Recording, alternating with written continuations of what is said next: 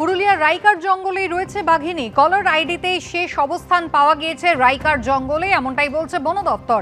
রাইকার জঙ্গল এবং রাহামদা গ্রামের মাঝে 5টা খাঁচা পাতা হয়েছে। টোপ হিসেবে রাখা হয়েছে মুরগি আর ছাগল, কিন্তু এখনো টোপে ধরা দেয়নি বাঘিনী। আজ পঞ্চম দিন, তবে এখনো খাঁচাবন্দি করতে পারেনি বাঘিনীকে বন দপ্তর। তবে বন দপ্তর বিভিন্ন জায়গায় খাঁচা পেতে রেখেছে। এই মুহূর্তে যে আমরা আছি একটি পাহাড়ের কোলে, তার আমাদের ঠিক পেছনেই একটি পুকুর রয়েছে এবং তার পিছনে গভীর জঙ্গল এবং পাহাড়। যেটা অনুমান করা যাচ্ছে বন দপ্তরের কি বাঘিনী যে কোনো সময় কিন্তু জল খেতেও নামতে পারে, সেই জন্য এই পাহাড়ের তলে এবং এই পুকুরের পাশেই কিন্তু পাতা হয়েছে খাঁচা, এবং সেই খাঁচার আশেপাশে টোপ দেওয়া হয়েছে গবাদি পশুদের, যাতে করে বাঘিনীকে খাঁচাবন্দি করতে পারে। তবে সব বৃথা এখনো বন দপ্তরের। কখন কি আসবে বাঘিনী, না খাঁচাবন্দি করতে পারবে বন দপ্তর, সেটাই এখন সব থেকে বড় প্রশ্ন হয়ে দাঁড়িয়েছে।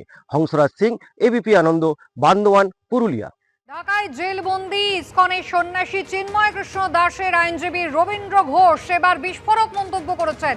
বছরের পর বছর ধরে সন্ন্যাসী চিন্ময় কৃষ্ণ দাসকে বন্দি রাখতে চাইছে ইউনূস সরকার। বিচার ছাড়াই সন্ন্যাসীকে বন্দি রাখা যাবে, তারা এটাই মনে করছে। সন্ন্যাসীকে বন্দি রাখার ঘটনা আন্তর্জাতিক মহলে প্রভাব ফেলেছে। বিচার বিভাগকে বিরত রাখার চেষ্টা করা হচ্ছে, এমনটাই অভিযোগ করেছেন আইনজীবী রবীন্দ্র ঘোষ। এই 2 তারিখে কি হবে? আপনার তো শরীরের অবস্থা ঠিক নেই। আমি মনে করি মানে একটা ফরমে আসবে, একটা ইন্টারন্যাশনাল প্রভাবও পড়েছে বলে আমার মনে হচ্ছে। আর চিন্ময়বাবু তো ভালো কাজ করেছে দেশের জন্য, মানুষের জন্য। তো উনি জেলখানায় থাকবে কেন? ওনার সঙ্গে লয়াররা জেলখানায় থাকবে কেন? তার কারণ হলো ওনাকে নিবৃত্ত করা, মানে মানবাধিকার কর্মী বা অন্যান্য যারা লয়ার আছে নিবৃত্ত করা, যাতে করে মামলাটা পরিচালনা করতে না পারে। তারা মনে করেছে যে বছরের পর বছর তাকে জেলখানায় রেখে দেবে উইদাউট এনি বিচার, মানে যারা আমরা যেটা বলি জুডিশিয়াল ইন্টারফিয়ারেন্স থেকে যাতে বিরত রাখা যায়। আমি চেষ্টা করব, অসুস্থতার কারণে যদি যেতে না পারি সেটা অন্য কথা, আমি কিছু লয়ার এঙ্গেজ করে দেবো। আমার মূল কথা হলো আমরা লড়েছি যখন লড়বই। ইসকনের সন্ন্যাসী যিনি জেলবন্দি রয়েছেন সেই চিন্ময় কৃষ্ণ দাস, তার হয়ে কোনো আইনজীবী দাঁড়াতে পারছেন না, কারণ তাদেরকে হুমকি হুঁশিয়ারি দেওয়া হচ্ছে। এমনকি বাংলাদেশের অন্তর্বর্তী সরকারও তার জন্য কোনো আইনজীবী দিচ্ছে না। আর এই পরিস্থিতিতে রবীন্দ্র ঘোষ, যিনি বারবার আদালতে গিয়ে লড়াই করার চেষ্টা করছেন চিন্ময় কৃষ্ণ দাসের জন্য, তাকে বারবার হুমকি হুঁশিয়ারি, এমনকি শারীরিক নিগ্রহের মধ্যে পড়তে হচ্ছে। 2রা জানুয়ারি রয়েছে শুনানি। যদি অসুস্থ না থাকেন তাহলে নিজেই যাবেন রবীন্দ্র ঘোষ বলছেন, আর যদি যেতে না পারেন আইনজীবী ঠিক করে দেবেন। কিন্তু তিনি বলছেন ইউনূস সরকারের উদ্দেশ্য নিয়ে এই প্রশ্ন রয়েছে তার মনে। আন্তর্জাতিক মহলে ব্যাপক প্রভাব পড়েছে এই ঘটনার, এবং ইউনূস সরকার চাইছে বছরের পর বছর ধরে বিনা বিচারে সন্ন্যাসী চিন্ময় কৃষ্ণ দাসকে আটকে রাখতে, এমনটাই অভিযোগ করছেন তার আইনজীবী রবীন্দ্র ঘোষ।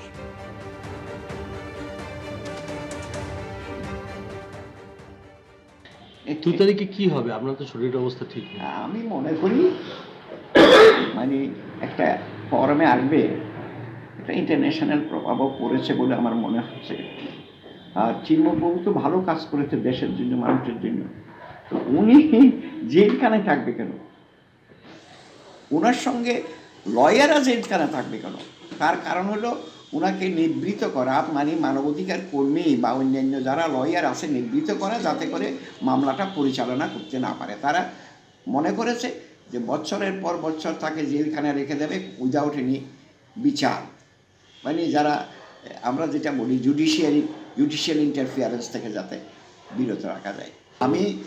আমি চেষ্টা করব, অসুস্থতার কারণে যদি যেতে না পারি সেটা অন্য কথা, আমি কিছু লয়ার এঙ্গেজ করে দেবো। আমার মূল কথা হলো আমরা লড়েছি যখন লড়বই। বিচার তিনি ছিনিয়ে আনবেনই চিন্ময় কৃষ্ণ দাসের জন্য। রবীন্দ্র ঘোষ তার আইনজীবী, তিনি কিন্তু এখনো নিজের মনোভাবে একেবারে অটল রয়েছেন। যদিও গতকাল কিন্তু ঢাকায় বাংলাদেশ সচিবালয়ের 7 নম্বর ভবনে অগ্নিকাণ্ডের ঘটনা ঘটেছে, যেখানে প্রচুর নথিপত্র পুড়ে গিয়েছে বলে ডেইলি স্টার সূত্রে জানানো হয়েছে। রবীন্দ্র ঘোষ একদিকে তিনি যেমন বলছেন যে যদি তিনি অসুস্থ থাকেন, কোনো কারণে 2রা জানুয়ারি শুনানির দিন যেতে না পারেন, সেক্ষেত্রে তিনি আইনজীবী পাঠিয়ে দেবেন, অর্থাৎ বিচার প্রক্রিয়া যেন চলে। চিন্ময় কৃষ্ণ দাসের হয়ে লড়ার জন্য তিনি আইনি সহায়তা করবেন। এদিকে বাংলাদেশের দ্রুত সন্ন্যাসী চিন্ময় কৃষ্ণ দাসের আইনজীবী রবীন্দ্র ঘোষের কাছে আজ পৌঁছলেন কলকাতা ইসকনের ভাইস প্রেসিডেন্ট। কলকাতার ইসকন মন্দিরে সন্ন্যাসীর আইনজীবীকে নিয়ে এলেন রাধারমন দাস।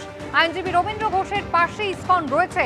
রাধারমন দাস এমনটাই জানিয়েছেন। ইসকনের মন্দির থেকে কলকাতা হাইকোর্টে যাবেন রবীন্দ্র ঘোষ, সেখানে তাকে সম্বর্ধনা দেওয়া হবে।